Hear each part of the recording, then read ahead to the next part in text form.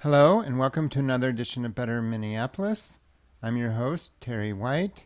If you enjoy what we're doing here, please consider becoming a paid subscriber. Today's episode is called The Silence Around Shootings. MPD stays busy picking up shell casings. On a recent trip to Chicago, we found ourselves contradicting ourselves as we explained to friends that Minneapolis is safe. We live in South Minneapolis, and we have never referred to it as unsafe. We still wouldn't. But it was difficult to explain how, in the past year alone, our house was broken into, and a man with a knife fled through the front window. Then a dozen neighborhood vehicles had their windows smashed in a single night. A man was chased through our yard at 7:15 a.m. by an extremely large and agitated man claiming the chased man had broken into his car. Days later, the catalytic converter of our car was stolen. We added to the litany.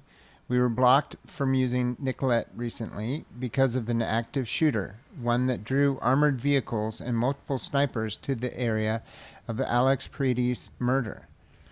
We hadn't intended to be shocking. Our friends visiting from Brooklyn via Chicago laughed when we defended our city as safe. Nothing similar had happened to them on the streets of New York. The stubborn statistics. We'd like to see our local politicians as preoccupied with crime as they are with bathhouses and whether our city codes have the correct gender-inclusive language. They may not have noticed, but unlike the rest of the country, nearly every crime category in Minneapolis is trending at or above where it was this time last year. If July 4th marks the heart of summer, there might be much more to come. There have been a few disturbing examples lately that received little attention. On Sunday, one person was shot and killed and another wounded near the Wedge Co-op. Police said one group fired on another. Then on Monday, 3 people were shot near University Avenue Northeast, with one life-threatening gunshot wound. Multiple rounds of gunfire erupted, and several people were seen running from the area. Here's what we typically learn about these shootings. No arrests have been made, and MPD forensic scientists processed the scene and collected evidence. The lack of concern from elected officials occupying City Hall is disappointing. They seem to have plenty of time to chatter on social media about causes they personally care about, but when it comes to families and victims impacted by shootings and other serious crimes in the city, they are quiet. One gets the sense they believe that if they simply ignore what is happening, it will go away.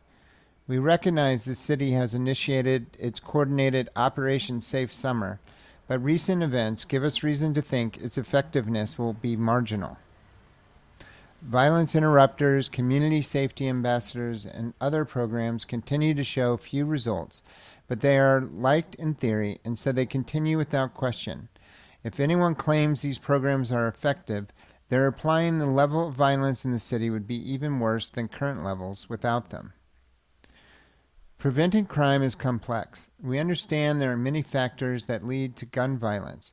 One of them, gangs fueled by money earned from selling destructive drugs like crystal meth and fentanyl on our streets. They have turf to protect. Grievances are settled with guns. These crimes don't fit neatly into calls for harm reduction and voluntary treatment. There must be a more holistic approach, one that spans multiple agencies and treats the sale and use of these highly addictive and dangerous drugs as having consequences beyond the individual user. Before that user bought their packets, a string of laws was broken and lives were ruined to get it to them. A friend of mine showed me live video from outside his apartment building a few weeks ago. Within 15 minutes, at least half a dozen drug deals took place.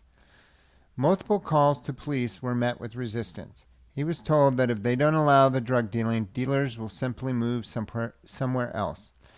Neighbors feel held hostage, unable to walk safely on their street.